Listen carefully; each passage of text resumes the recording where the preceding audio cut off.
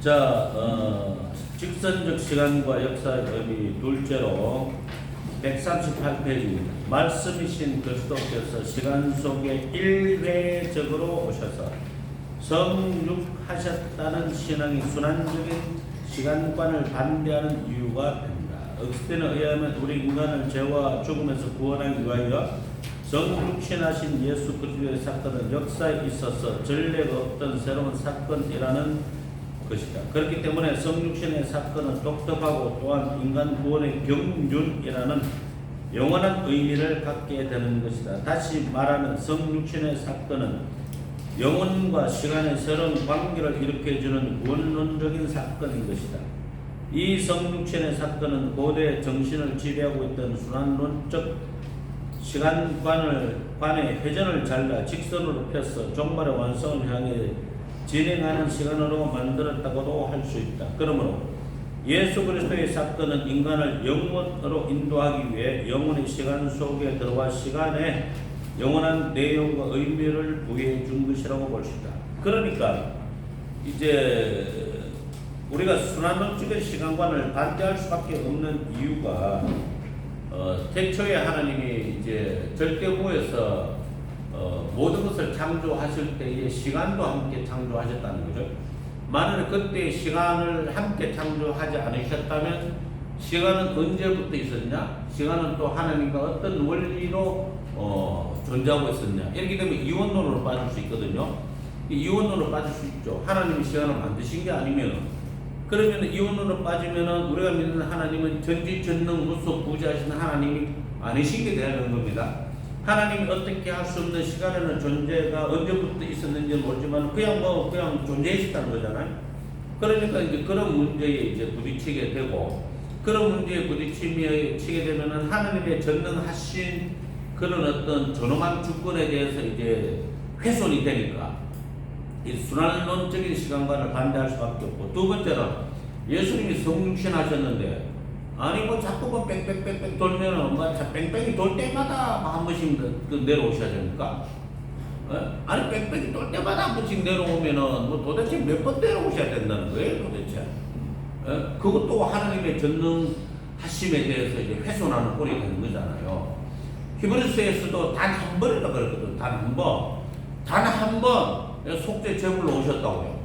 단 한 번으로 죄를 속하시고 이제 제사를 끝내셨다고 그렇게 이야기하셨는데 순환론적인 시간관을 받아들이는 그 순간부터 이미 단 한 번이 아닌 거예요. 예수님은 자꾸 오셔야 돼. 자꾸 자꾸 오시게 되면은 뭐 신이 뭐 자꾸 오시고 뭐 이런 게 조금 그렇지 않습니까? 왜 우리가 뭔가를 말하는 것에 대해서 하나님이 자꾸 응답을 안 해주시는지 아십니까? 응답이 이렇게 뭐 신통박통하게 잘 받는 사람도 있겠지만 대개는 좀 응답이 실제적으로 이루어지려면 조금 어렵잖아요. 좀 솔직하게. 하나님이 자꾸 이렇게 우리가 뭐라고 하는데 그래 오냐 하고서는 바로바로 응답해 주시면 하나님이 무게감이 조금 그렇겠죠. 그죠? 그렇지 않겠어요? 하나님의 무게감이 그러니까 우리가 그냥 뭐 대충 기도하는 거 응답해 주실 때도 많아. 대충 기도해도 응답해 줄 때도 많지만 어떤 기도 문제는 간절히 기도해도 응답이 안 되는 경우도 많고 그 다음에 또 기도를 안 하면 아예 안 들어주시는 것도 무지장 많고 그러면 기도 안 하면 안 들어주시는 이유는 뭐라고 생각하세요? 기도를 안 하면 안 들어주시는 이유는 이거 물으니까 중학생이 대부분 대답하더라고요. 대부분 대답. 제가 목요일 날에 이제 누가복음을 이제 9시부터 9시 10분부터 10시 10분까지 이제 목요일 날에 저는 이제 전화로 그룹 통화를 하거든요.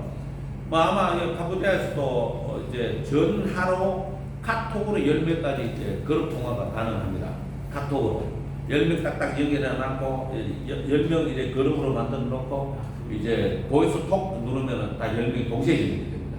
그러면 굳이 이제 현지 지도자들을 꼭 불러서 가르쳐도 좋지만은 또 급하면은 또 그죠? 그냥 또 연결해서 할 수도 있죠. 저는 어쨌든 연결해서 하는 걸 되게 좋아합니다. 왜냐하면 저녁 시간에 오라가라 하기도 그렇고 그 다음에 또 다 강릉에 사는 사람도 아니고 누구는 대구 살고 누구는 인천에 살고 누구는 용인에 살고 뭐 중구난방으로 다 흩어져 있었는데 제자들이 그리고 목사님들도 저기 흩어져 있으니까. 그러니까 이제 전화로 이제 줌으로 안 하고 전화로 합니다. 줌으로 하면은 이제 업무 의무사를 갖춰야 되잖아요. 보니까 그 전화로 하면 누워서 봐. 예. 제 생각은 말이죠. 뭐 이래도 돼. 또 화장실 갔다 오네. 전화로 하면. 그래서 전부 다 줌으로 바꿀까요? 노노노. 줌 싫어. 전화로 하세요. 근데 어쨌든 거기에 이제 성경 공부하는 애들이 초등학생이 2명 있고, 중학생이 1명 있고, 고등학생이 1명 있고, 장로님이 1명 있고, 안수 집사가 1명 있고, 권사가 1명 있고, 그 다음에 집사가, 그냥 집사가 3명 있고, 이렇게 완전 중구난방이에요. 그 중구난방이 성경 공부, 성경 독해가 되느냐? 되죠. 충분히 됩니다. 그 되는 게 뭐냐 하니까 애들이라고 무시하면 안 돼요. 왜 하나님이 기도를 해야만 들어주시고 기도를 안 하면 안 들어주시느냐 이렇게 물으니까 중학생짜리가 대뜸 하는 말이 자기가 기도하는 것에 대해서 책임을 지게 하시려고요. 그러니까 내가 기도하는 것, 네가 기도했으니까 내가 들어줬잖아. 네가 기도해서 달라고 해서 줬는데 왜 말이 많아. 달라고 해서 줬는데 이제 받고 보니까 좀 아니던 것더냐? 예? 우리 그럴 수 있거든요. 주야 주시옵소서 해놓고 받아보니까 이거 아닌 것 같은데. 그 예를 들어서 주야 그 어떤 제가 초등학교 때 이제 만났던 저를 고등학교 때 저를 담당했던 아니네.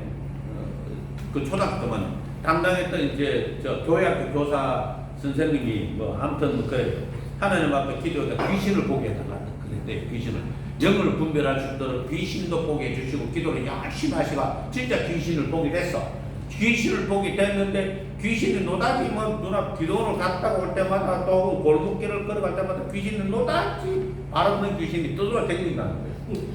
그걸 계속 보니까 너무 이게 정신도 산만하고 겁이 나가지고 달락해서 줬는데 받고 보니까 괜히 받네 이거 귀신 봐서 득득 하나도 없잖아요. 이제 그런 꼴이 되는 거죠. 그런 꼴이. 달락해서 줬는데 그리고 심지어 어떤 사람은 부자에게 조업소서 해가지고 제가 그때 대학부 시절에 회심하는 그 시점에 이제 그런 교회에 그런 분이 계셔서 매일마다 교회에 와가 부자되게 해달라고 사업이 성공하게 해달라고 기도를 정말 열심히 하셨거든. 그래서 사업이 성공하게 해달라고 해가지고 하나님께서 성공하게 해주셨어요. 진짜로. 그러니까 그때 자기농을 만드셨는데 그게 하마마 30년 40년쯤 되니까 그때 자기농이 이제 폭발적인 인기를 끌던 시절이었잖아요. 그래? 그래가지고 부자가 되고 나니까 이 친구가 그만 교회를 안 나오기 시작하네. 예? 너무 바빠가지고 돈 쓰는 재미에 바쁘고 또 일하느라고 바쁘고 이래 교회를 안 나오기 시작. 그래가지고 또 쫄딱 망했어. 예? 그렇게 일으키시기도 하시고 망하게 하시는 분 하나님이신 것을 모르고 하나님이 이렇게 줬더니만은 하나님에 대해서 이제 불성실하기 시작한 거예요. 진정성이 사라진 거예요. 그러니까 쫙딱 맞고 나니까 그 다음부터 다시 또 교회 와 이제 와가 주야 부자되게 해주소서 하나님 들어주는 거예요. 내가 네 기도 들어줬는데 네 뭐 했노? 그러면 또 부자되게 해달라고? 그럼 그 다음에 뭐 할 건데 또 똑같이 아프잖아. 안 들어주시. 그러니까 우리가 기도를 한 듯이 응답을 받을 수도 있고 안 받을 수도 있지만 기도를 하지 않으면 아예 안 받을 확률이 훨씬 더 높아지는 거예요.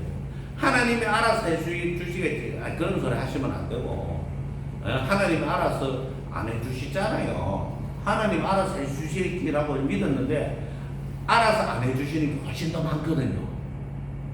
알아서 안 해주시는 게. 예? 한번 가만히 한번 생각해 보세요. 만약에 하나님이 알아서 해주실 것 같으면 부부 사이는 뭐 안 되는 뭐 그냥 앙코와 찐빵의 사이가 돼야 되고 하나님 알아서 해주신다면 그죠? 내 통장에 돈이 마를 날이 없어야 되고 알아서 해주신다면 나는 알아서 해주신다면 나는 약 먹을 일도 없어야 돼. 예? 그렇지 않습니까? 뭐 우울증, 뭐 불안, 뭐 공황장애 이런 거 없어야 돼. 하나님이 알아서 해주신다면 내가 설교를 뭐같이 하더라도 하나님이 알아서 성경의 역사를 다 감동받게 만들어 주셔야 돼. 알아서 해주신다면 그렇지 않습니까? 아니에요. 알아서 해주신다면 우리 자식들은 전부 다 잘 해야 되고, 알아서 해주신다면 뭐 나는 그냥 손을 얹은 기도하면 저절로 병자들이 낫고 귀신이 다 쫓아나가야 돼. 알아서 해주신다. 알아서 해주대요. 해주시는가? 나도 안 해주시더라고. 알아서 기도하기 한마디라도 기도하기 전에는 안 들어주셔. 알아서 잘 안 해주셔. 저는 그렇더라고. 저는 덜 신령해가지고, 그래가지고 뭐라고 한마디라도 기도해야 들어주시더라고요. 주여 똥차라도 주시옵소서 해야 똥차를 주시고, 예? 그 다음에 또 뭐 주여 이 밤이 불타는 밤이 되게 주옵소서 해야 불이 타오르고, 예? 그 다음에 또 주여 저 인간이 철 좀 들게 주옵소서 하고 이렇게 끊임없이 기도하는데 그 사람이 철드는 역사가 일어나고 그렇게 되더라고요.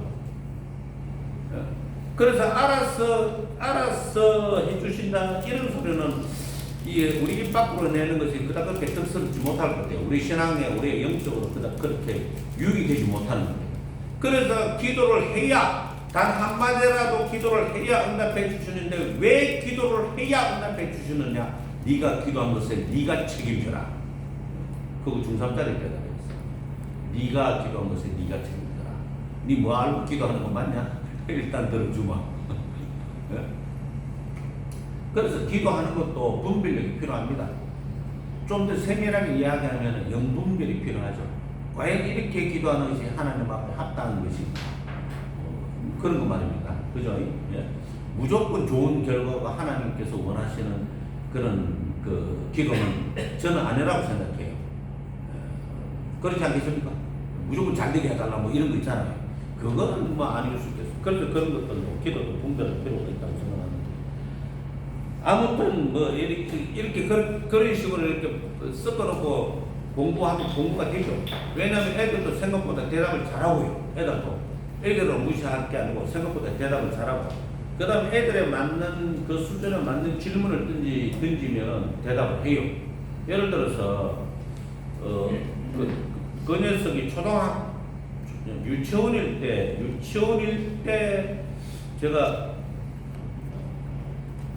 죄송합니다. 정말 죄송합니다. 이걸 어린애 유치원생 몇 명을 이걸 가르친 적이 있어요. 유치원생 몇 명한테 애들 알아듣겠습니까?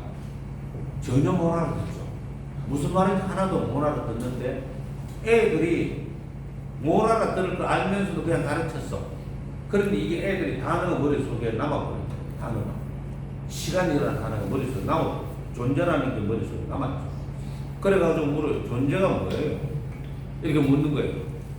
존재론적이라고 그러는데 존재가 뭐예요? 유치원생이 7살짜리라 그런 거더라고. 존재라는 것은 잘 봐라. 자, 여기에 자, 볶음밥이 있어. 자, 이 볶음밥이 있는데 이 볶음밥을 먹었어. 그 배로 들어가면 이제 볶음밥이 있었어. 없어요. 그럼 먹었던 볶음밥은 어디로 나와? 뭐가 돼? 똥요. 그래, 맞아. 바로 이제 볶음밥이 사라지고 똥으로 바뀌어진 게 이게 존재의 변화를 이야기하는 거고, 이 볶음밥이라는 존재는 사라진 거야. 아하, 그거구나. 그걸 하더라고요. 애들이라도 그에 걸맞는 이제 그 예화를 들고 질문을 던지면은 이게 통한다고. 하나도 안 되면 yes, no. yes, no 물으면 되지. yes야, no야. 이거 물으면 아무거나 찍어. 이러면 아무거나 찍죠. 그래서 성경 공부하는데 아무런 애로사항이 없어요. 전혀 뭐. 그래서 장로님한테는 질문 어떻게 던지느냐. 되게 어렵게 던지죠. 그럼 장로님 무조건 모른다네. 모르겠는데요. 뭐 이러면서. 되게 재밌어요. 그래서. 아무튼 뭐 그 이야기 하려고 한 것은 아니고요. 그 다음에 이제 성육신 하셨다는 게 이제 그 이야기인 거죠. 성육신 하셨다는 게 단 한 번밖에 일어나지 않는다는 거예요. 안 그러면 계속 내려오시가 십자가에 못 박히고 내려오시가 십자가에 못 박히고 이렇게 해야 되잖아요. 예? 그건 아니라는 거예요. 그거는 절대 그럴 수 없다는 겁니다. 그래서 예수님의 속죄를 뭐라 그럽니까? 완전한 속죄라고 합니다. 불완전한 속죄가 아니고 완전한 속죄. 이 완전한 속죄를 이해하지 못해가지고 이제 예컨대 뭐 어떤 분들은 또 그렇게 질문하더라고요. 죄는 그 회개에 용서받는다. 회개 안 해도 용서받습니다. 미래 과거 미래 현재에 관한 자범죄는 그냥 뭐 원죄를 용서받음으로 인해 가지고 싸움에다 없어지는 게 맞습니다. 그럼에도 불구하고 회개의 중요성은 이루 말할 수가 없습니다. 왜냐하면은 죄가 뭘 막습니까? 하나님께로부터 오는 복과 은혜를 가로막고 이게 이사야서에 나오니까 뭐 예레미야서 이사야서입니다. 하나님께로부터 오는 온갖 좋은 것들을 우리의 죄가 가로막아 버립니다. 그렇기 때문에 회개를 해야 이 죄가 은혜를 가로막고 복을 가로막는 이 죄가 사라지고 회개를 해야 그래야만 내가 하나님의 온전한 은혜와 복을 받을 수 있는 길이 닦이는 거죠. 구원 이야기 할 필요 없고 말입니다. 그래서 회개를 열심히 해야 되죠. 천국의 기쁨을 누리려면 회개하라. 천국이 가까이 왔느니라. 그러면 망하지 않으려면요. 회개하라. 그렇지 않으면 너희들이 이와 같이 망하리라. 그러니까 회개를 열심히 해야죠. 회개를 열심히 하라니까 어떤 사람은 자꾸 자기의 지은 죄를 이렇게 자꾸 보게 한다고 비참해진다고 왜 자꾸 그렇게 부정적으로 자기 죄를 보게 하라 그러냐. 내가 그랬는데 하나 예수님이 하라고 했지. 내가 그런 거 아니잖아요. 예수님이 회개하라고 그런 거잖아요. 그렇잖아요. 그걸 뭘 비참하다고 생각해. 지가 어디 술집에 가서 불쇼 해가지고 그런 과거를 지녔든지 말든지 불쇼를 지만 했나 그래. 예? 실제로 그런 분이 계시더라고요. 교회 여집사님이었는데 젊은 시절에 한참 많이 날렸어. 많은 저쪽에 술집에서 이렇게 바텐더인지 뭔지 하면서 예? 이렇게 도수 높은 술집에 물고 뿌리고 라이트 뿌리가서 불쇼하고 이랬는가 봐요. 불쇼를 과거에 했어 그랬지 그걸 가지고 회개하라 한다고 말감을 하라. 그게 아니고 우리는 좀 진지한 의미에서 회개하면 되죠. 그죠? 그 다음에 또 감사하고 그죠? 예? 회개만 하면은 진짜로 자기 정죄에 빠질 수 있으니까 감사를 해서 이제 균형을 딱 맞추는 균형을요. 그래서 아무튼 이 예수 그리스도의 이 속죄의 유성유신하신 사건이 순환론적인 관점에서는 계속 반복되는 그런 것밖에는 안 되는 그런 이야기입니다. 그래서 순환론적인 시간을 이제 부정하게 되는 겁니다. 자, 제일 밑에 작은 줄, 예수 그리스도께서 우리 죄를 위하여 한 번 죽으시고 죽은 자 가운데 다시 사셨으니 그는 다시 죽지 않으신다. 죽음은 그를 더 이상 다스리지 못한다. 우리도 또한 부활한 다음 주님과 영원히 함께 있을 것이다. 그 부활하신 주님께서 우리는 시편 기자가 기록한 바와 같이 오전에 이 시절부터 우리를 지키시고 보전에 주소하고 강구하셨다. 그리고 다음에 뒤따르는 말로는 다음에 구절이 적절하다고 나는 생각한다. 사악하는 자는 순환하는 길을 걸어간다. 그러니까 반성하지 않는다. 사악한 자는 반성하지 않기 때문에 순환하는 길을 걸어간다. 다음 생을 노리고 다음 생에 잘 살면 되지. 이렇게 그거 지금 반성하지 않는 거죠. 그것도 되게 웃기는 게 석가모니가 반성하지 않는 자가 서 있는 땅은 걸어가지 못하다 하던가 그랬거든요. 네? 부처도 그런 말을 했는데 그런 거 보면 참 아이러니하죠. 자, 139페이지입니다. 그는 또한 그리스도인들을 향해 그러므로 이제 우리는 그리스도이신 그 똑바른 길을 지키는 길을 걸어가자. 그는 우리 안내자와 구원주로 모시고 우리의 마음과 생각을 신앙이 없는 자들이 주장한 거짓되고 허망한 순환하는 길에서 돌이키자. 신앙이 없는 자들이 무신론을 이야기하는 거고요. 그렇겠죠, 그죠? 신앙이 없는 자들이 순환론적인 시간관을 이야기하는 겁니다. 하나님을 인정하고 싶지 않으니까, 하나님이 그 시간을 창조했다는 것을 받아들이고 싶지 않으니까, 하나님이 없다고 말해야 지 멋대로 사는 것에 대해서 심판에 대한 두려움이 없으니까요. 그래서 하나님이 없다 그러고 시간이 순환한다 그러고 그것을 자기들만 떠들면은 여러 조성이 안 되니까 드라마로 만들고 영화로 만들고 해가지고 이생 전생 다음생 그런 얘기 하고 그러는 겁니다. 저도 머리 아플 때는 이제 만화 보면서 머리 식히는 경우들이 들어있는데 이거를 노다지 보면은 전생 다음생 이생 다음생 맨날 나와 맨날. 그런데 이 무협만을 좋아하는 그 무협지를 보면은 한 번에 그냥 1500명 해국다 터진 거네. 그런 사람을 싸그리 다 죽여버리는 놀라운 그런 어떤 큰 장풍이 일어나지 않나. 예, 그 다음에 뭐 부공삼면 해가지고 허공답보 해가지고 공중을 막 걷듯이 막 걷지 않나. 그런데 죽어. 결론은 죽어. 이게 얼마나 대단한 진리입니까? 결론은 죽는다니까. 그러니까 아담이 계곡에서 이렇게 쭉 이야기하면서, 예? 몇 살까지 살고 죽었더라 이렇게 나오잖아요. 결론은 죽어요. 결론은 죽는 게 진리예요. 이거 뭐 무협만화에서 아무리 주인공이 나오고 결론 죽어. 예? 이거는 그야말로 한 번 죽는 것은 정하신 것이요. 그 후에는 심판이 있으리. 아무도 못 피해가요. 아무도 못 피해. 그러니까 뭐 인도에 뭐 어떤 철학하는 사람들이 아니면 인도에 신비주의 운동하는 사람이 물 속에서 한 달쯤 있었다. 진짜로 생각해요. 거짓말을 생각해요. 진짜로 생각하잖아. 진짜로 믿어 죽으면 되지. 안 죽나 그러면? 죽을 거잖아. 아니 물 속에서 그렇게 숨만 쉬고 한두 번 있으면 고기를 찾겠다는 거야. 그 다음 공중부양한다 그러잖아요. 공중부양. 믿어주자고요. 공중부양하는 거 억지로 우리가 부정하지 말고. 공중부양 실컷해라. 공중부양 해가지고 말라고. 장대로 값다면 공중부양을 값달라 그러나? 얼마나 코미디 같은 소리입니까? 가만히 들어보면은 코미디도 그런 코미디가 없죠. 사실. 예? 공중부양하고 뭐 할 건데. 그러면 뭐 예를 들어서 나는 뭐 1년을 안 먹어도 살 수가 있다. 그러면 뭐 10년까지 굶으라 가지고. 양식도 안 먹어도 좋게 괜찮네. 그렇게나 어리석은 소리를 이렇게 막 퍼뜨려서 사람들로 하여금 진리를 보지 못하게끔 만드는 그런 사탄의 전술 전략의 종류가 한 가지가 아닙니다. 사람들이 구덩이에 빠지는 그 구덩이를, 예? 엄청나게 많이 만들어 놨습니다. 말하자면 예수님께서 인도하시는, 성령께서 인도하시는 그 길을 조심스럽게 걸어가지 않으면 순식간에 마귀가 파는 구덩이에 홀라나 빠져버립니다. 예? 그래서 시험에 빠지지 않게 해주옵시고 그랬잖아요. 온 사방이 시험 덩어리예요. 온 사방이 시험 덩어리. 그러니까 어느 교회 목사님이라고는 제가 말씀드리지 못하겠지만 강내상에 설교하려고 10,000명 모이는 교회 목사님인데 저한테 그러시더라고요. 설교하려고 강내상에 딱 올라가면은 여기저기 아다리가 너무 많아. 설교가 안 된대. 여기도 구덩이, 저도 구덩이, 저기도 구덩이.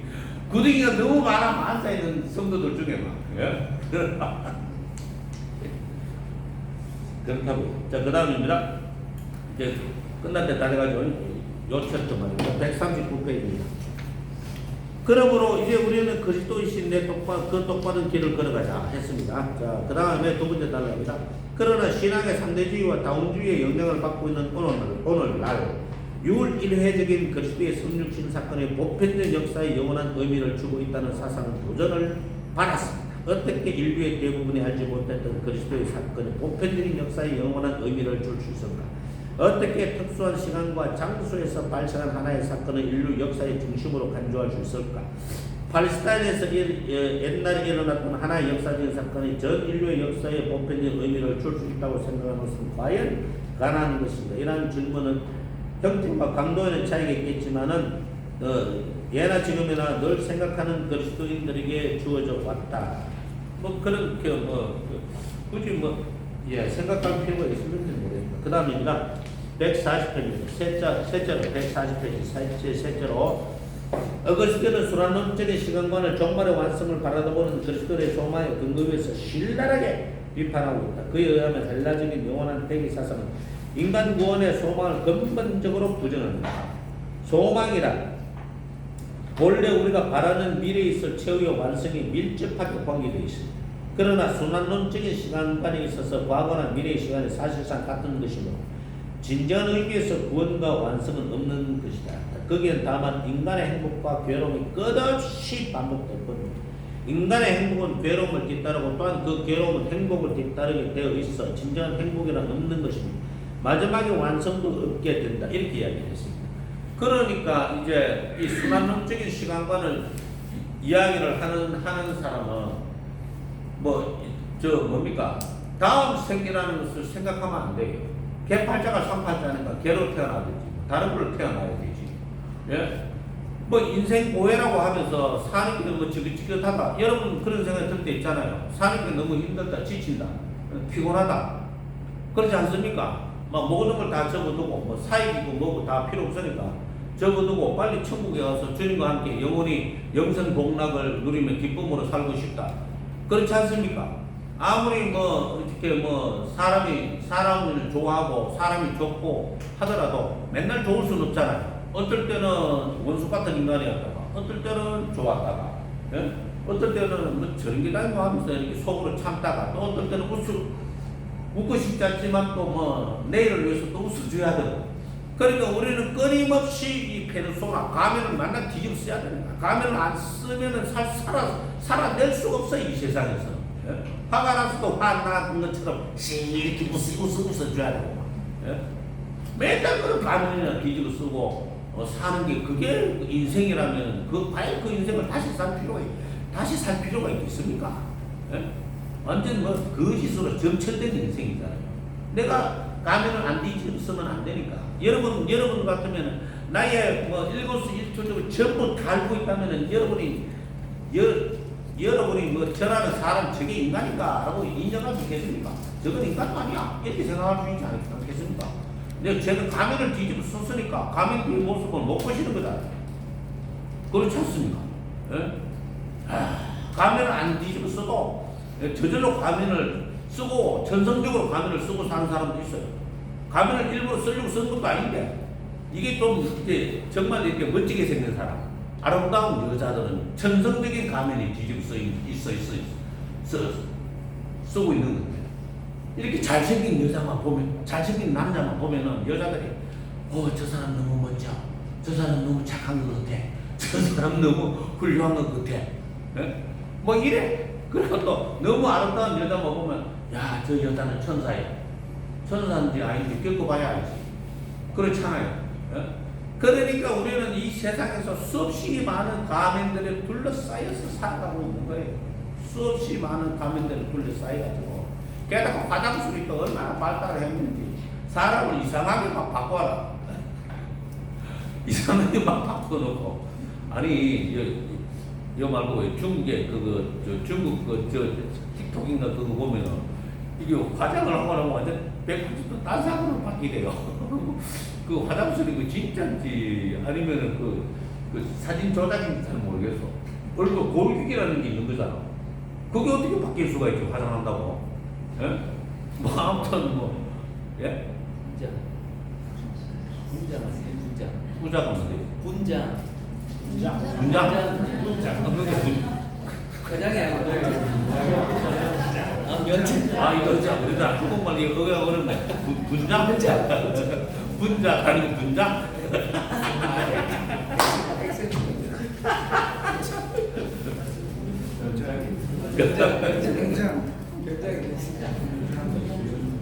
자, 뭐 그래서 어쨌든 그러니까 이 순환하는 시간관에서 사는 순환론적인 시간관을 가지고 사는 사람은 오늘에 대한 책임감 이런 게 없죠. 별로.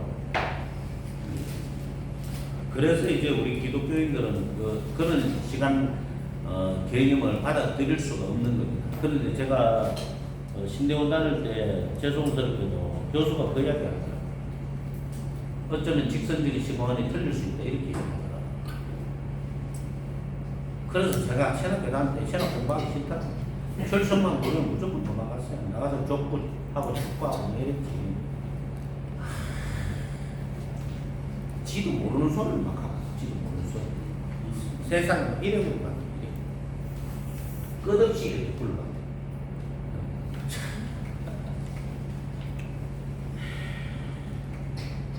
그런 이제 돌머리를 어떻게 신학교 교수를 할 수가 있지? 네? 어떻게 신학교 교수를 할 수가 있어? 자기도 누군가한테 들었겠죠. 서양신학자 누군가한테. 네? 서양신학자 누구가 자기가 뭐 다른 데 가서 유학할 때 이렇게 돌아간다 이야기하고 지도 따라서 이렇게 돌아간다고. 지가 배운 게 그거니까. 그런 식으로 이야기하는 거겠지. 하지만 그게 과연 진리에 맞는 일인가는 생각해 봐야 될 거 아닙니까?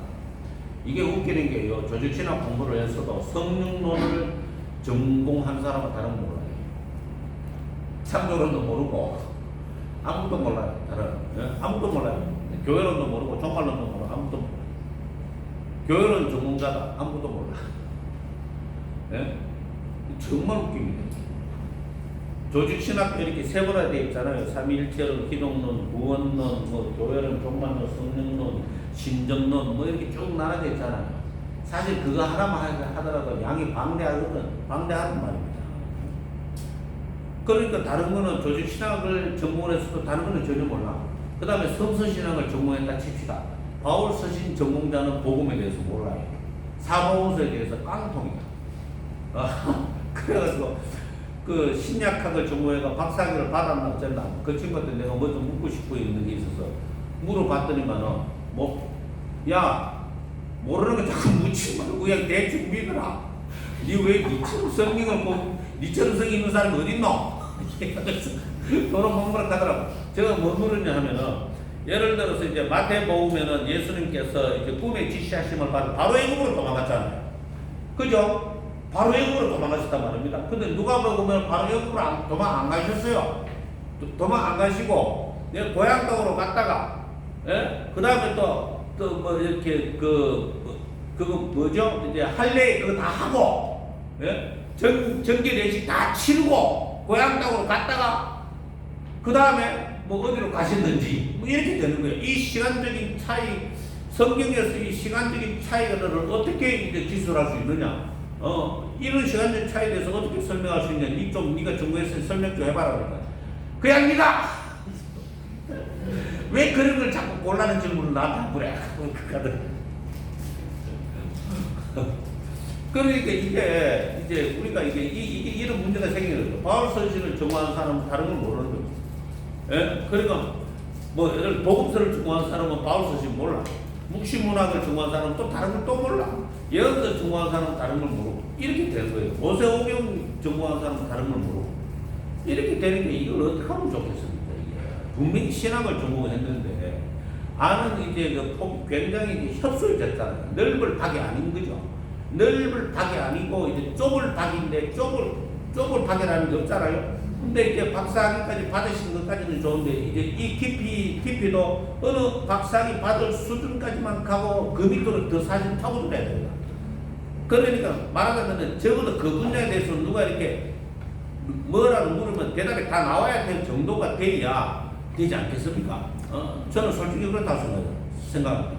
신약의 양이 뭐 정교하고 방대하기는 하지만은 그래도 바울 서신을 전공했다손 치더라도 예수님이 도망가는 시간에 마태복음, 누가복음 다른 것을 어떻게 이렇게 절묘하게 합쳐서 설명할 수 있을까? 이게 안 보이나? 뭐 저는 뭐 나름대로 해석을 했어요. 그러니까 이제 마태복음에서는 바로 도망갔다고 되어 있지만은 누가복음에서 바로 도망갔다고 되어 있지 않는 거는 분명히 이제 예루살렘과 베들레헴 거리가 얼마 되지 않는단 말입니다. 정말 얼마 안 돼요. 얼마 되지 않기 때문에 헤롯이 군대를 바로 보내버리면 바로 따라 잡히게 돼 있어요. 무조건요. 그런데 이제 역으로 생각해서 이 도망을 베들레헴을 통해서 지중해 쪽으로 애굽 쪽으로 도망을 나간 거고 다시 나사렛 쪽으로 가버리면 어떻게 됩니까? 방향이 엇갈릴 수도 있는 문제가 되지 않습니까? 그럼 못 잡는 거죠. 그래서 이제 나중에는 이제 고향 땅으로 조금 가 있다가 정기를 치르기 위해서 다시 예루살렘 성전에 나타나는 그게 누군지 앞에 뭐예요? 이미 베들레헴에서는 죽을 사람 다 죽을 애기들 다 죽었는데 그렇지 않습니까? 그러고 난 뒤에 잠잠해진 그 틈을 타서 이제 애국으로 이제 가셨다. 이렇게 해석할 수 있지 않을까? 뭐 어거지로까지 갖다 붙였죠. 답을 안 해주니까 저 어거지로 갖다 붙였죠. 그 다음입니다. 140페이지 절미들 어떻게 영원한 구원의 보증이 되지 않은 상태를 참다한 축복이라고 부를 수 있는가. 그렇게 주장하는 자는 진리를 모르고 다가오는 괴로움에 눈을 감아버리려고 하는 경우는 계속 괴로움과 두려움 속에 빠져 있게 될 뿐이다. 그러나 만일 인간의 괴로움을 완전히 떠나 축복의 지경에 들어가게 된다면 이제는 시간이 끝장을 내지 못하는 새로운 사건이 일어나게 된다. 왜 세계가 이러한 상태에 들어가지 못한다는 말인가? 왜 인간이 이와 똑같은 상태에 들어가지 못한다는 말인가? 그래서 시간이 끝장을 내지 못하는 새로운 사건이 일어나게 된다. 그러니까 만약 인간의 괴로움을 완전히 떠나 축복의 지경, 그러니까 천국에 들어가게 된다면 시간이 끝장을 내지 못하는 영생 복락의 시간이 새롭게 시작되는 거죠. 예, 그런 사건이 새롭게 일어나는 것입니다. 그래서 왜 인간이 이와 똑같은 상태에 들어가지 못한단 말이에요. 왜 맨날 뺑글뺑글 어지러워 죽겠는데 맨날 뺑글뺑글 돌아요. 예? 이와 같이 역사의 종말과 완성을 전제하게 될 때는 그 완성을 향해 진행하는 시간이 반복되지 않고 일회적으로 나아간다고 볼 수가 있다. 따라서 현재 인간이 받고 있는 괴로움은 전에 경험하지 못했던 새로운 괴로움이지 전에 받았던 고통이 반복되는 것은 아닙니다. 각 개인의 역사적인 상황은 항상 새롭고 독특한 것이다. 그러니까 제가 어떤 일로 고통받았고 저와 비슷한 일로 고통받았다 하더라도 고통의 강도가 저 사람하고 나하고 달라요. 사건은 비슷해요. 그렇지 않습니까? 똑같은, 예를 들어서 똑같이 남한테 무시를 당했는데 어떤 경우는 제가 똑같이 남한테 무시를 당했다 쳐도 어떤 경우는 더 기분 나빠. 네? 그러니까 이게 똑같은 무시를 당하는 사건이라도 똑같은 게 아니야. 다른 거야, 이게 다른 거. 대상이 다르고, 강도가 다르고, 느끼는 감정도 달라지는 거죠. 그래서 이게 이제 인간에게 있어서 큰 착시라는 겁니다. 착각이라는 거죠. 똑같지 않는데 똑같은 것처럼 보여진다. 똑같은 것처럼. 자, 그래서 이제 이와 똑같이 인간이 현재에서 부분적으로 경험한 행복이나 그가 대망하는 최후의 완성도 전혀 과거에 없던 새롭고 결정적이며 진기한 사건인 것이다. 이것은 개인에게만 그런 것이 아니라 전 인류에게서도 마찬가지로 이런 점 얻어내는 당시에 만들던 영혼 윤회에서도 반대한 것이다. 영혼 윤회에서는 순환론적 시간관을 전제하고 있기 때문이다.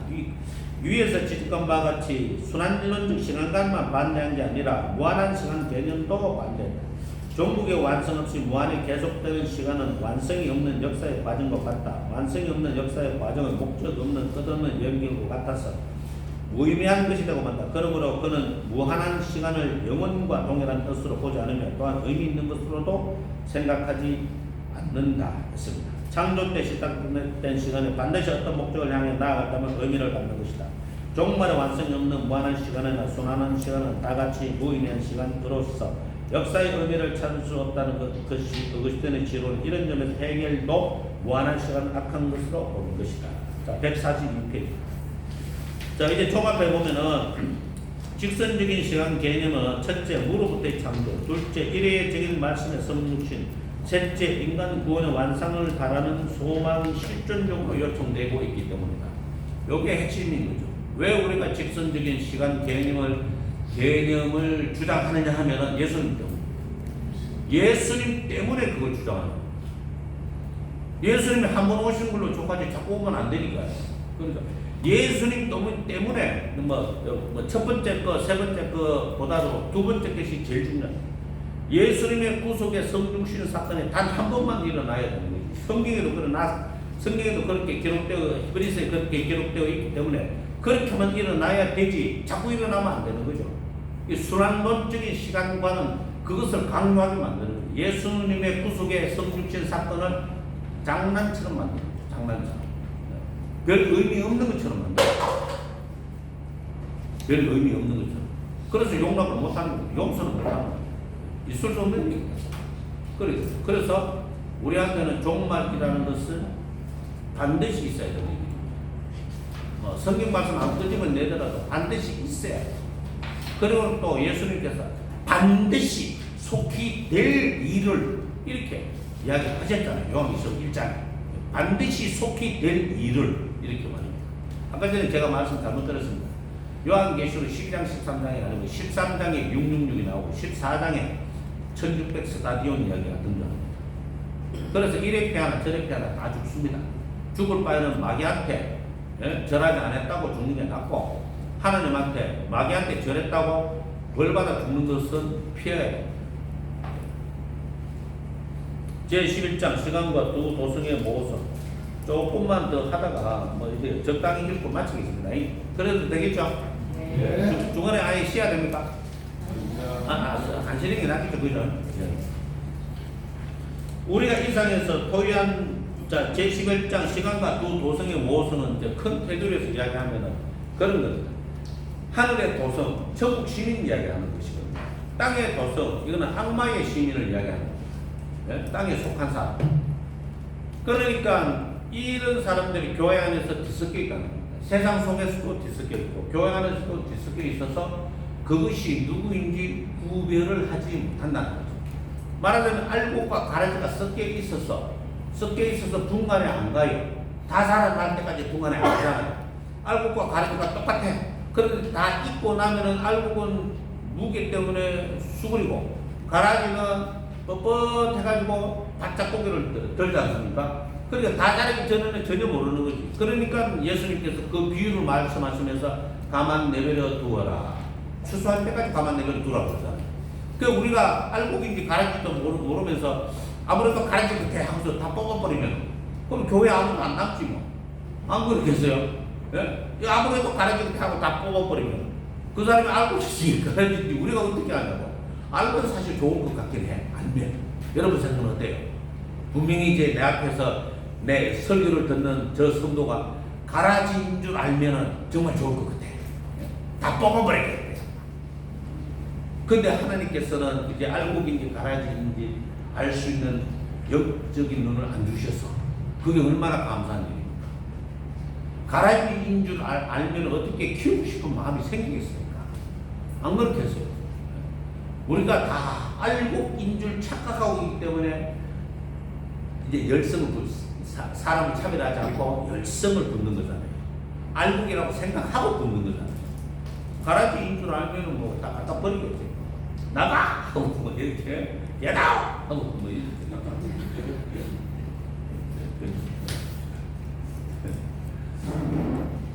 자, 시간과 두 도성의 모성, 우리가 이상에서 토요한 것과 같이 만일 역사가 하나님의 섭리에 종말로 뛴 완성을 향해 진행해 나간 동안에 우리는 다음과 질문을 던지시고 인류의 역사가 점차적으로 최후의 완성을 향해 진보해 나가고 있다고 생각할 수 있을 것인가? 어떤 점에서는 어스틴의 저서에서 그러한 진보의 사상이 시사되고 있는 듯한 면이 있기도 하다. 그에 의하면 인류는 역사가 지나감에 따라 점점 더 개화되어 나아간다고 말한다. 교육을 통하여 인류는 지상의 것으로부터 하늘의 것으로 가시적인 것으로부터 불가시적인 것으로 나간다고 말하기도 한다. 그러나 어거스틴은 이것이 역사의 최후의 완성을 의미하는 것이 아니라고 한다. 최후의 완성을 통해 나아가는 역사의 진행은 인류 역사의 점차적인 진보에 의해서가 아니라 하나님의 도성과 지상의 도성이 변정법적 긴장을 극도로 고도화시킴으로써 이루어져 나간다라고 한다. 저는 이 점에 대해서 동의합니다. 그러니까 저는 이 점에 대해서 동의한다는 이 말씀은요. 이게 우리가 생각하고 있는 세계 역사 자체가 이게 말하자면은 이제 하늘의 도성과 지상의 도성 간의 이제 대립의 장으로 어거스틴은 신의 도성에서 이제 신궁론에서 그렇게 보고 있어요. 그러니까 이제 가만히 그 생각을 해보세요. 그러니까 예수님을 믿는 사람과 예수님을 덜 믿거나 믿지 않는 사람들이 끊임없는 갈등이 서양 역사를 지배해왔습니다. 서양 역사를. 그러니까 중세 가톨릭 이전에 교부 시대 때는 로마 제국의 핍박과 세속화와 이제 갈등이 대립이 생겨가지고 신앙의 순수성을 지키기 위해서 끊임없이 투쟁을 했고, 예? 그 다음에 중세기의 타락 시대에 들어와서는 로마 교황청에 타락한 것과 그리고 믿음의 순수성을 지키려고 하는 수도원들이 많이 생겨나면서 또 거기서 이제 대립을 하면서 살아왔고, 종교개혁이 일어나서는 종교개혁과 결탁한 정치인들이 로마 교황청과 결탁한 이제 군주들과 또 끊임없이 죽도록 싸웠어요. 그냥 싸운 게 아니에요. 위고노 전쟁이나 30년 전쟁이 위고노 전쟁이죠. 100년 전쟁이나 장미 전쟁이나 이런 거 보면은 얼마나 잔인하게 죽이는지 몰라요. 옛날에도 전쟁이 일어나면은 정말 잔인하게 죽였어요. 임산부 이런 옛날에 중세기 때 그런 전쟁에 관한 그림들을 보면 임산부 배 갈라서 애까지 죽이는 그런 그림도 있어요. 그 사람이 이게 전쟁이 일어나면 사람이 못할 짓을 얼마나 많이 하는지 그런 끝없는 전쟁 속에 일어났어. 이제 근대에 들어와서는 뭐 때문에 전쟁이 일어났습니까? 공산주의와 그러니까 그 영의 존재를 인정하지 않는 유물 사관을 가진 자와 그렇지 않은 자와의 전쟁이 붙었죠. 유물 사관은 공산주의를 이야기하고요. 그죠? 영적인 뭐 천국과 천사, 하나님, 예수님을 인정하는 그런 어떤 세력과의 전쟁이 꽝 하고 붙었을 때 러시아에서 흑백 대전이 일어나가 뭐 700만 명인가 900만 명이 죽었어요. 결국에는 백군이 졌죠. 예? 흑군이 이겨가지고 이제 제정 러시아가 무너지고 소비에트 이제 볼셰비키 혁명을 통해 소비에트 연방이 생겨난 거죠. 중국도 어떻습니까? 국공내전이 일어났잖아요. 예? 유물론 사관을 가진 사람하고 그렇지 않은 사관을 또 쾅 하고 붙어가지고 몇 천만 명이 죽었어요. 우리나라는 뭐 안 그러나? 우리나라도 마찬가지잖아요. 6.25 전쟁이 그런 거잖아요. 유물 사관을 가진 사람들하고 아닌 사람들하고 싸움이 붙은 거잖아요. 예? 그럼 뭐 여기에 캄보디아에 있는 khmer 룰주 그것도 내전이잖아요. 내전도 역시 유물 사관과 아닌 거. 베트남 전쟁도 마찬가지죠. 스페인 내전도 마찬가지고 이탈리아 내전도 마찬가지고 모든 전쟁들이 하나님을 믿는 백성과 믿지 않는 백성들 간의 끊임없는 갈등 속에 정치 세력들이 그런 결탁을 해가 교회 세력과 결탁을 하거나 비교회 세력과 결탁을 하거나 해가지고 싸움이 붙은 거예요. 유일하게 교회 세력과 비교회 세력이 결탁하지 않았지만은 내전으로 벌어진 전쟁, 남북 전쟁, 미국의 남북 전쟁. 그거는 뭐죠? 똑같이 하나님 믿는 사람끼리 서로 죽이게 한 거죠. 그거는 1차, 2차 세계대전도 마찬가지죠. 똑같이 하나님 믿는 사람. 독일 군가 한번 보시려면 유튜브에서 독일 군가 보면은 뭐 하나님이 우리를 보호하시고 지켜주시면 이렇게 이야기해요. 프랑스 군가 보면 또 그래 나와. 영국 군가도 보면 또 그래 나와. 러시아 군가도 또 그래 나오거든요. 말하자면 하나님 믿는 사람들끼리 군가도 하나님이 어쩌고 저쩌고 하는데 저끼리 막 싸워. 그러니까 같은 기독교인들은 막 기독교인들끼리 막 죽이라고 싸워. 이게 전쟁의 모습이에요. 이게 전쟁이에요. 옛날에는 약탈 전쟁이 있잖아요. 경제적으로 어떤 뭐 소득이 농산물밖에 없으니까 약탈 전쟁이었단 말입니다. 다른 나라를 침략해가지고 사사기도 보면은 이스라엘이 추수할 때쯤 되면 블레셋 군대가 와가지고 다 뺏어가고 그 약탈 전쟁이 옛날에 경제였거든요. 전쟁에서 이겨야 내가 먹고 산다 뭐 이런 개념이에요. 이게 세월이 흐르니까 이런 양상들이 아주 두드러지게 나타난 거죠. 그래서 이제 인류의 역사 자체가 이제 어거스틴은 이제 그런 어떤 하늘의 도성과 또 지상의 도성의 극단적인 갈등 상황 속에서 역사가 만들어져 왔다 이렇게 보고 있는 겁니다. 일본도 사실은 또 마찬가지. 일본은 우리나라보다 200년 앞서서 들어갔죠. 제가 말씀드렸나요? 200년 앞서서 일본에 기독교가 들어갔는데 이제 토요토미 히데요시가 이제 일본에 들어갔던 기독교를 기리시단이라고 합니다. 기리시단이었던 이제 일본 각국의 일본 전역의 제후들의 이제 후원을 힘입고 토요토미 히데요시가 일본을 통일합니다. 전국 통일합니다. 그리고는 이제 내적으로 이제 혼란한 것을 임진왜란을 통해서 잠재우려고 그러죠. 자기한테 이제 반대하는 사람을 이제 시선을 돌리기 위해서 임진왜란을 불러일으킵니다.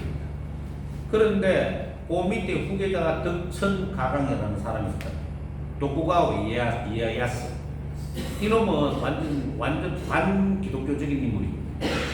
그래서 이 기독교 제후들이 자기의 자리를 위협한다는 판단 아래에 싸움을 달고 있습니다. 어떤 명분을 걸고서라도 기독교인 제후와 그가 소속된 같은 기독교인들은 싹 가지고 있습니다. 그래서 일본에서는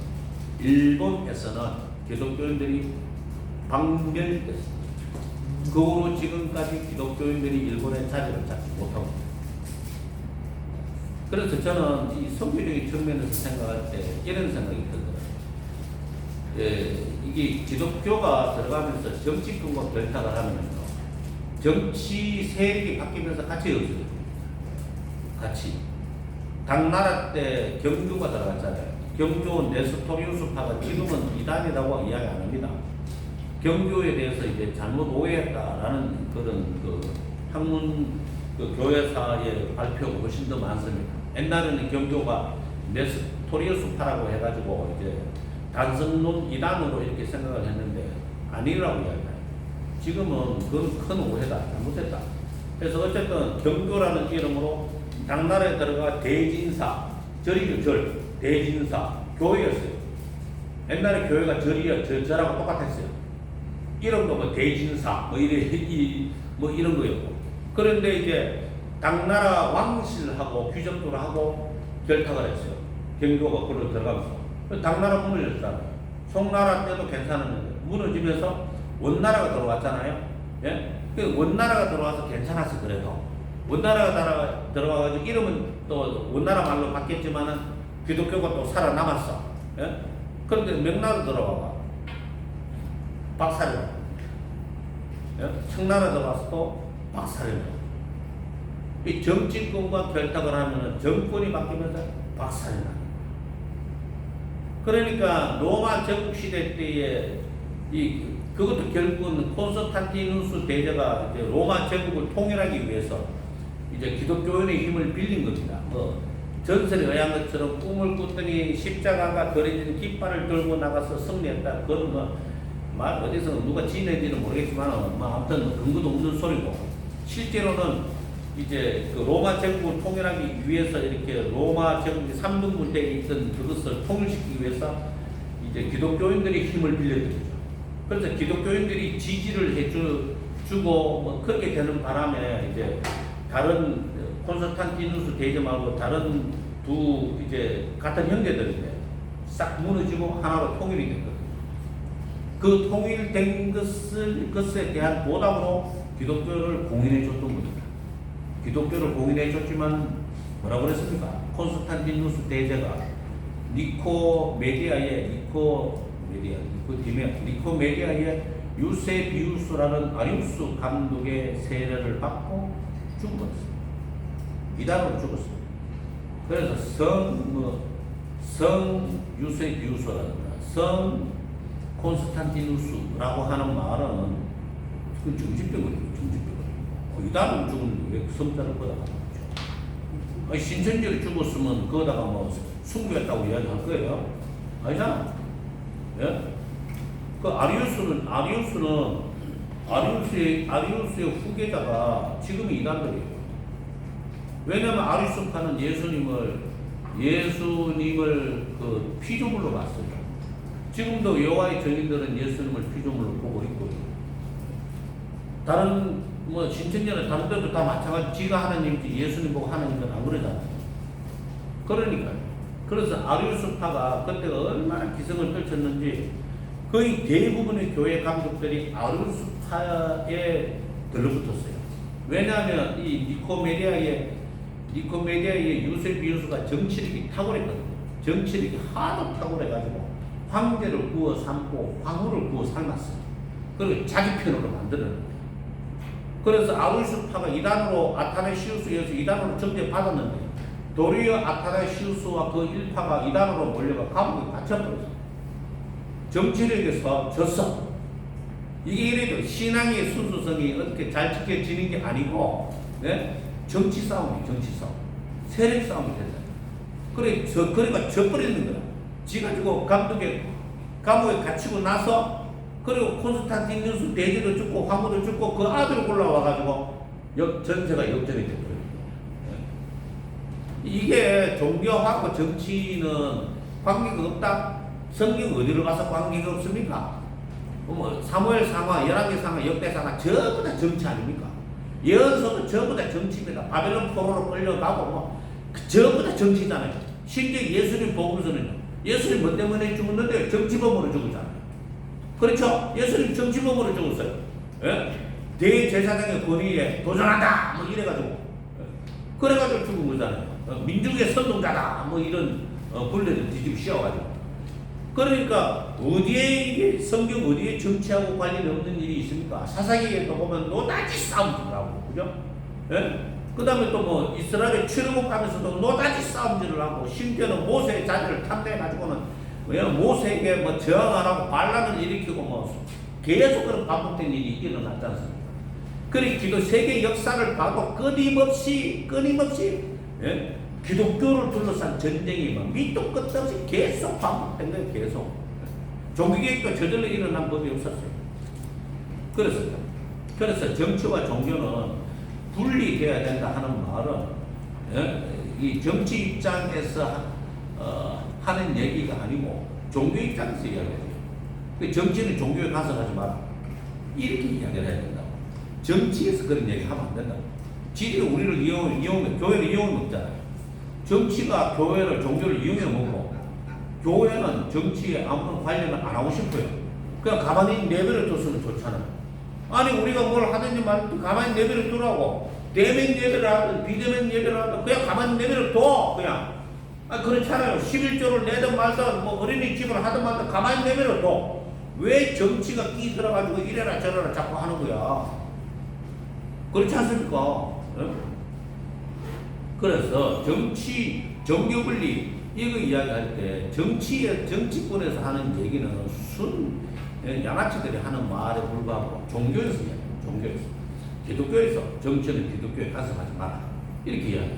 우리가 동성애를 반대하더만 니들이 뭔 상관이야? 우리가 반대할 만하니까 반대하는 거 아닙니까? 그러니까 그런 것들을 이제 마치 지배력이 상실된다는 그런 느낌을 가지고 있어서 그런지 모르지만 끊임없이 침투하려고 덤비죠. 예. 자, 그 다음입니다.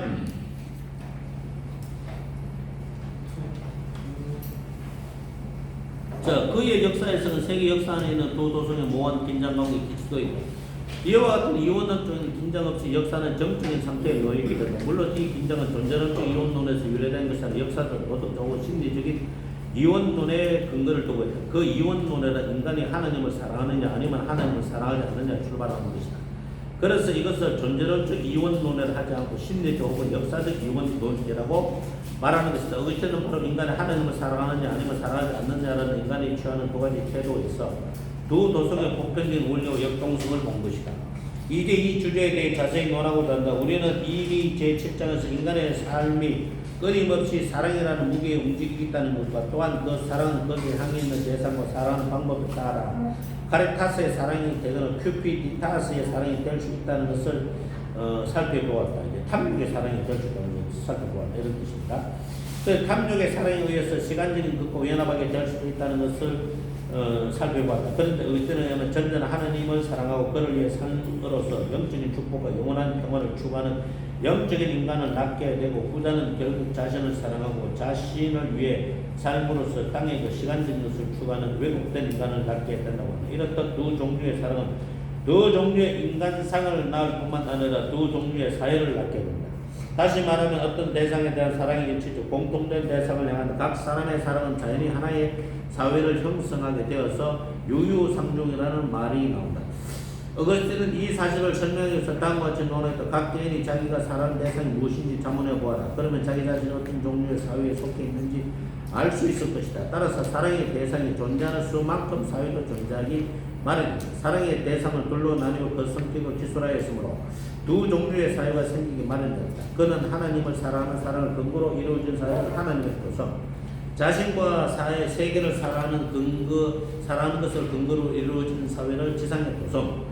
따라서 두 종류의 사랑은 두 종류의 도성을 만든다. 즉 하나님을 무시하고 자신을 추구하는 사랑은 지상의 도성을 만들고 자신을 무시하고 하나님을 사모하는 사랑은 하나님의 도성을 만든다. 따라서 전자는 자기를 사랑하고 후자는 주님을 자랑. 그러니까 전자는 자기를 자랑하고 후자는 주님을 자랑한다. 여러분은 누구를 자랑하십니까? 주님. 그죠? 그럼 주님을 자랑하면 내 입에서 나오는 말이 주님이라는 말이 자꾸 나와야 되겠죠. 그죠? 나라는 주어가 나라는 말이 나오기보다 하나님, 예수님이 이게 자꾸 나와야 되겠죠. 야, 니 요새 건강에 뭐하냐? 당연하지. 예수님이 건강을 지켜주시는데. 뭐 이렇게, 그죠? 니 요새 즐거워 보인다. 당연하지. 주님이 나한테 기쁨을 주시는 행복하세요? 그럼 당연하지. 예수님 때문에 행복하지. 뭐 이렇게 나와야 되죠. 그죠? 네? 근데 행복해? 당연하지. 요새 내가 돈을 얼마나 많이 버는데. 이런 건 아니겠지, 이제. 그래서 무엇을 자랑을 하고 있느냐. 이제 요것을 보면은 된다. 이런 겁니다. 그래서 뭐 자식 자랑 많고, 뭐 자기 교회 자랑 막 하고. 그런 거는 주님 자랑하는 건 아니죠. 그죠? 아닙니다. 그래서 주님 때문에 주님이 뭐 이렇게 주어가 바뀌어요. 주어가. 전자는 인간으로부터 영광을 추구하고 후자는 양심의 증거자인 하나님을 최상의 영광으로 삼는다. 전자는 자기의 머리를 높이 들고 자신을 자랑하자. 후자는 하나님께 당신만의 나의 영광이요 나의 머리를 높이 들어줄 분이십니다. 라고 말합니다. 바로 이 두 도성의 기운과 갈등과 종국이 역사의 주요한 의미를 형성하고 있는 두 도성이 함께 교차되고 있는 것이 세계사입니다. 세계사는 그에게서 우주사에 불과한 것이고 나아가서는 하나님의 섭리하에서 인도되는 구속사이기도 하다. 다음 페이지입니다. 두 번째 단락 하나님의 도성은 선한 천사와 하나님을 사랑하는 백성으로 이루어진 사회요. 지상의 도성은 타락한 천수와 불신앙의 사람들로 이루어진 사회요. 인류 역사에서 지상의 도성은 동생을 살해한 가인에게서 출발했고 하나님의 도성은 그의 형제인 아벨에게서 시작합니다. 가인과 아벨을 은유적으로 해석하여 두 도성의 시민상을 대표하는 것으로 보입니다. 가인은 이 세상의 시민이요 아벨은 하늘의 도성을 향해 나아가는 순례자입니다. 그러므로 영적으로 아벨의 후손이 된 자들은 세상에서 살 때 세상에 영주하고자 하지 않는다. 하나님의 도성의 역사 과정은 하나의 순례이다. 근데 여기에서 제가 어디라고는 뭐 말씀드리기 놓고 그 시간이면 가인족 아벨족 이야기를 하는 것은 약간 조금 오버한 얘기라고 볼 수가 있습니다. 성경에 가인족 아벨족 얘기는 안 나오죠, 그죠? 예. 그래서 가인의 길을 따라간 사람을 이제 뭐 지상의 도성에 속한 사람, 불신앙의 길을 따라간 사람. 가인이 죽은 건 아니잖아요. 그리고 가인이 살면서 얼마나 많은 자식을 낳았어요. 안 그렇겠습니까? 뭐 1, 2년 산 것도 아니고 몇백 년을 더 살았으면은 이게 한번 뭐 한 10년에 한 명씩만 낳는다고 쳐도 예? 뭐 100년이면은 10명이잖아요. 맞습니까? 10년에 한 명만 낳는다 쳐도 그러면 뭐 예를 들어서 5년에 한 명만 나가면 20명이잖아요. 200년이면 40명이고. 예? 옛날에는 다 근친 결혼이죠. 옛날에는 다 근친 결혼. 그러니까 그런 걸 생각해보면 불과 얼마 안 가서 어마어마한 인구가 생기는 거예요. 어마어마한 인구가. 그리고 아벨이 자식이 있었는지 없었는지는 잘 몰라요. 우리는. 그죠? 잘 몰라요. 가인과 아벨만이 있었는지 또 다른 사람이 있었는지는 성경에 나타나지 않기 때문에 섣부르게 이야기해서는 안 돼요. 그렇지만은 아벨처럼 믿음의 계보를 따라간 사람이 있다. 그거는 이제 우리가 알 수가 있는 거죠. 아벨처럼 믿음의 계보를 따라간 사람이 그 원인이 그 인과관계가 그 원인이 어디에서부터 시작됐는지는 모르지만은 분명히 아벨의 계보를 따라간 사람이 있다. 그렇게 볼 수 있는 거죠. 그래서 가인족 아벨족은 조금 아니다. 그러면 가인족 아벨족 이야기를 할 것 같으면 이미 가인에 속한 수없이 많은 무리들 부족을 생각해야 되고 아벨족이라 그러면 아벨에 속한 수없이 많은 부족을 생각해야 되잖아요. 그죠?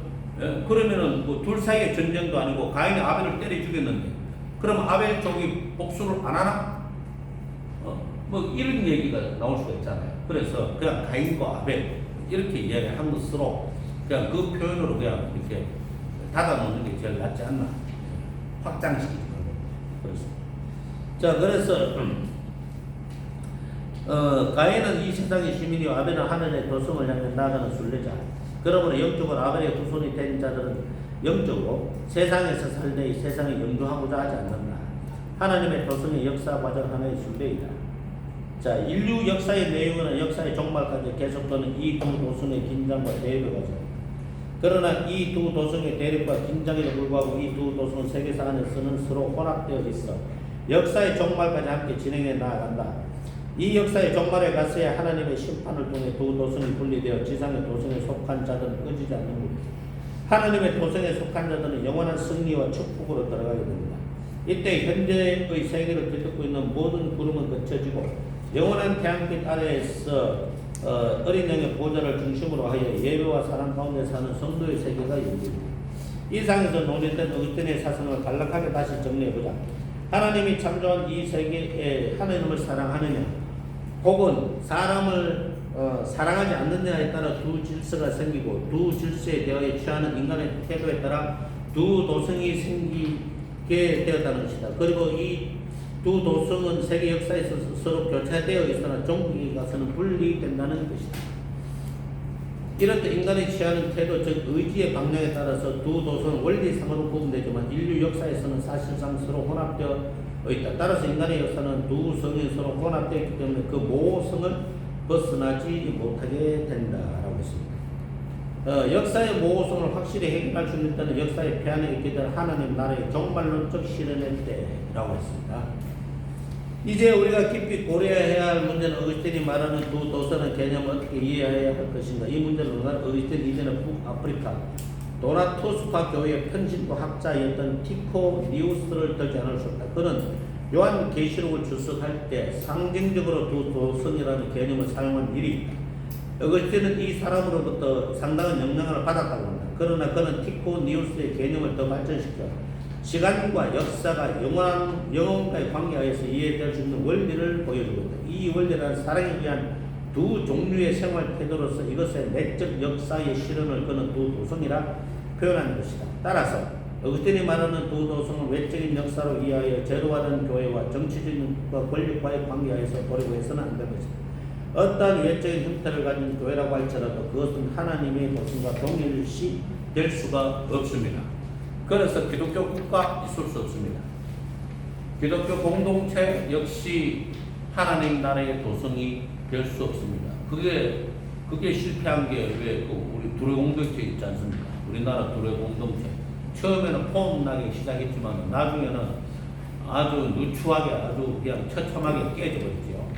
그래서 기독교 사회주의 공동체가 기독교 공동체는 기독교 사회주의 공동체의 의미하고 같죠. 왜냐하면 공동생산, 공동분배잖아요. 그래서 그걸 가르쳐 기독교 사회주의 공동체라고 합니다. 그런데 이게 공동생산, 공동분배가 됩니까? 공동생산에 대해서 공동분배는 안 됩니다. 왜냐하면 어느 집에는 자식이 7이야. 어느 집에는 1명밖에 없어. 공동분배가 되냐고요. 그러니까 공동생산을 했을 때 노동의 노력은 똑같이 들어갔는데 자기는 뭐 예를 들어 자식 없으면은 2개만 갖고 와야 돼. 자기가 노동을 해가지고 공동으로 노동을 해가지고 저 집에 7명을 먹이 살려야 돼. 아니면 저 집에 뭐 이렇게 한 3명을 먹이 살려야 돼. 그 되는 얘기예요. 그 공동생산이 안 돼요. 그게 아니 공동생산이 되는데 마찬가지로 공동분배가 안 돼요. 그게 공동분배가 안 되니 어떡합니까? 비참하게 깨지는 게 정상이죠. 예? 게다가 사람의 욕심이 공동생활하면 어디 없어집니까? 예? 누구는 하나 먹어도 예를 들어서 누구는 커피 한 잔 먹어도 되지만 어떤 사람은 커피 7잔을 들이켜도 괜찮은 사람이 있단 말이에요. 그러면 커피 7잔을 먹는 사람은 먹어야 되는 사람은 한 잔 먹어도 되는 사람과 차별이 생기는 거잖아요. 그러면 커피 7잔 먹는 사람 보고 6잔 먹지 마라 그래야 되잖아요. 그럼 불만이 쌓이겠죠. 그렇지 않겠습니까? 이제 이런 문제가 끊임없이 발생합니다. 또 공동생산도 문제가 돼요. 공동생산도 노동의 강도가 1인 곳에서 공동생산하느냐 아니면 차별적으로 누구는 1, 누구는 노동 강도가 10이다 이러면은 그 공동생산이 되겠어요? 10으로 가는 쪽이 열받겠죠? 그렇겠죠? 그래서 기독교 공동체는 남아있는 게 페이크 교도 공동체 말고는 다 없어졌습니다. 모라비안 교도들 공동체도 없어지고 뭐 아무튼 모든 게 다 없어졌습니다.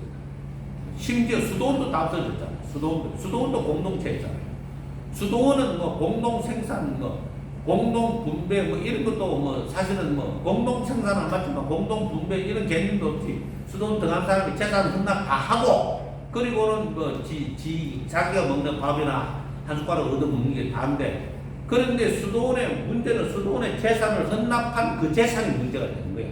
수도원의 재산이 많아지니까 이게 이제 문제가 생겨요. 수도원이 주변에 땅을 사들이고 사들인 그 땅에다가 소장농을 불고 이렇게 되잖아요. 또요. 네? 그러니까 또 유럽 같은 경우에는 물이 더럽잖아요. 물이 네? 이렇게 에비앙 뭐 이런 거 말고 유럽 전체가 물이 다 더럽거든요. 그래서 유럽에서 포도주하고 맥주가 발달할 수밖에 없었어요. 물이 더러우니까. 네? 이 나라도 물이 좀 더럽잖아요. 이 나라도 스케줄이 물 맞죠? 네. 그 정수기를 정수가 안 되잖아요. 네. 스케줄 입자가 너무 가늘어요. 그런데 유럽 전체가 그래. 유럽 전체가 그러니까 포도주를 어디서 만들어내겠어요?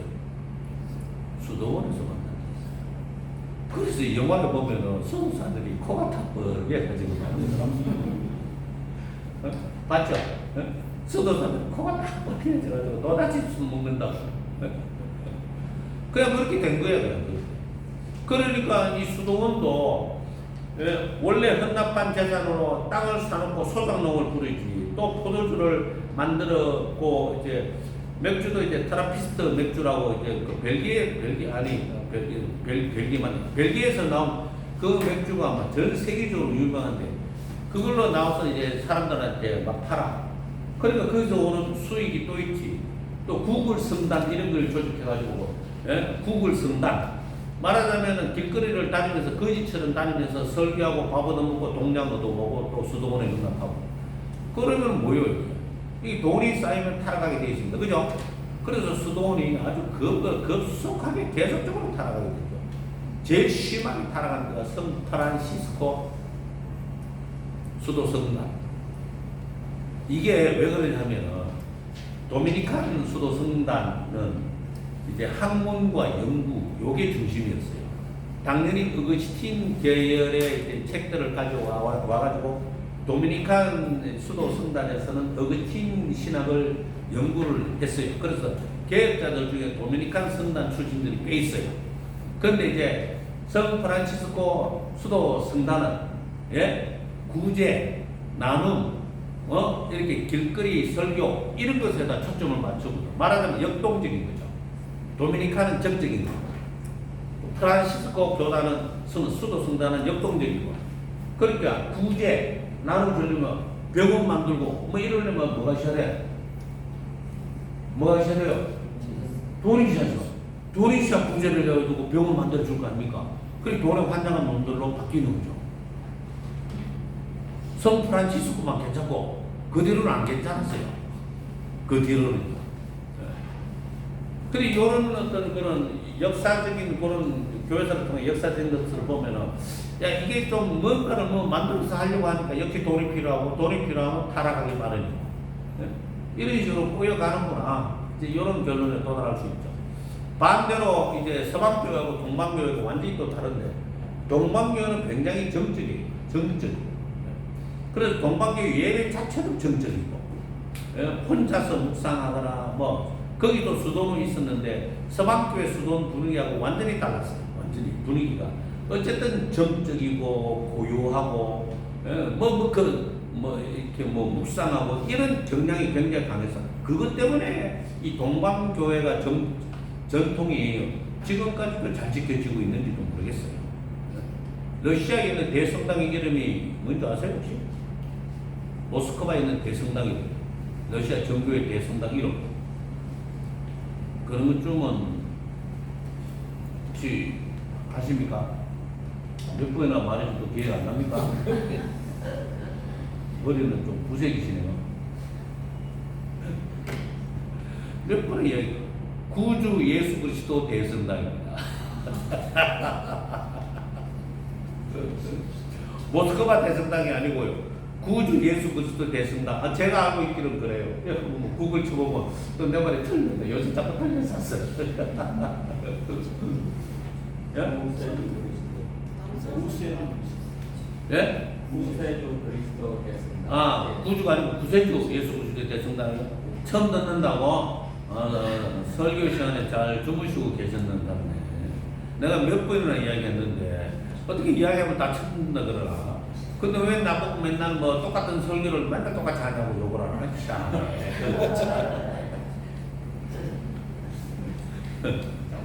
그 러시아 군가도 보면은 꼭 하나님의 조국의 부름에 의하여 하나님의 명령으로 전쟁터에 나간다 뭐 이런 내용이야. 여러분 오늘 유튜브 보시면서 이제 유럽의 이제 국가들의 군가를 한번 이제 찾아보세요. 너무 재밌어요. 야, 뭐 군가가 다 이러냐 뭐 이런 거. 이제 그만할까요? 김미시고. 3시 50분. 따라서 어스틴은 말하는 두 도성을 그래서 어떤 외적인 형태를 가진 교회라고 할지라도 하나님의 도성과 똑같이 될 수는 없습니다. 어떤 공동체도 마찬가지입니다. 아시겠습니까? 예. 예를 들어 서방교의 특징은 이거고, 동목교의 특징은 이거고, 도미니칸 수도 성단의 특징은 이거고, 프란시스코 수도 성단의 특징은 이거고, 이렇게 이야기할 수 있어요. 그런데 그것이 하나님의 도성이다. 이거는 아니다. 이거는 아니다. 이건 이단에 나는 소리. 오케이? 예. 그렇다. 자, 148절. 권위의 자리를 차지하고 있고, 지상의 국가에 속한 자들이 때로는 보이는 교회의 권위의 자리를 차지하고 있고, 또한 하나님의 도성에 속한 자들이 이 사상의 국가 권력에 자리에 있기도 하기 때문입니다. 그러니까 믿는 사람이 대통령이 되기도 하고, 우리나라가 믿는 사람이 대통령이 된 적이 여러 번 있었잖아요. 이성만, 이명박, 또 누가 있었나요? 그러고 없었어요? 김영삼. 예. 갑자기 김영삼 하니까 그 교회 담임 목사님 생각나네. 아니, 이야기하고 맞춰야 되겠다. 이승만 대통령이 교회 장로였고, 정말 그랬지만, 사실은 이승만 대통령도 흑 역사가 되게 많습니다. 흑 역사. 하와이에서 같은 동포들이 자기의 말을 듣지 않는다고 학살한 일이 여러 번 있었습니다.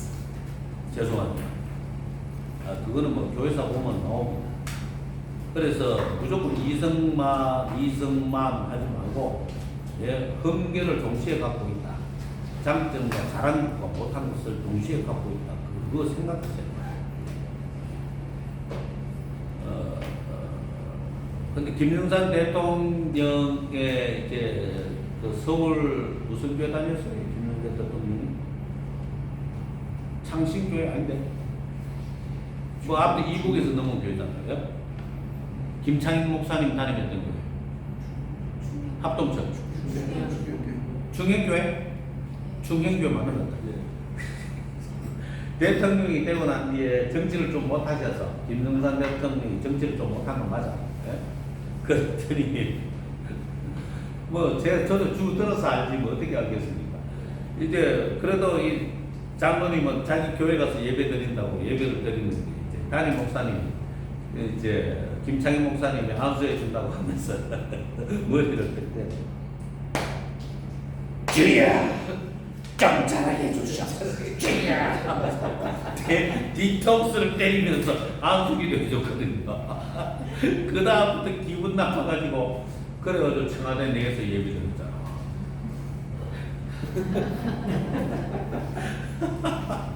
저도 들은 얘기입니다.